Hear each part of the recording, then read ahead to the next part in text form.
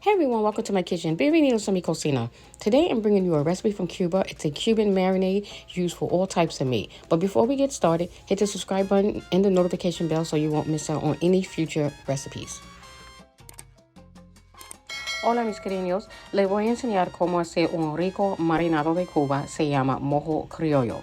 Pero antes de empezar, suscríbete a mi canal y haz clic la campana para no perderte mis recetas. Okay, so let's get started. Vamos a empezar. Here is a list of all the ingredients that you're going to need. If you can't find naranja agria, you can buy a bottle. They sell it in the store. Or you can use an orange and a couple of limes. Si no puede encontrar esta fruta, se venden en la tienda. O puede usar 2 limón verde y una naranja.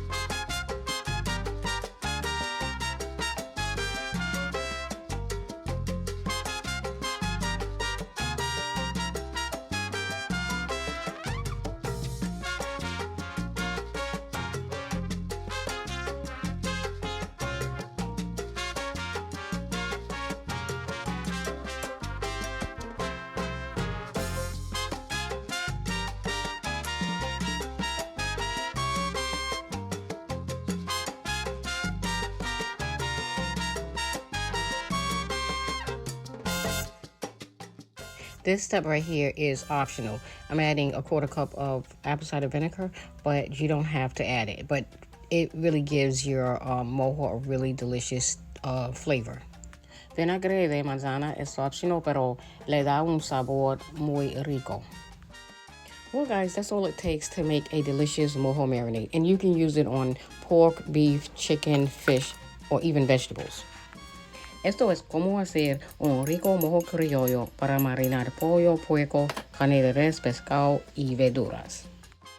And if you're not going to use it right away, you can store it in a bottle in the refrigerator for up to 2 weeks safely, or you can freeze it for up to 3 to 4 months.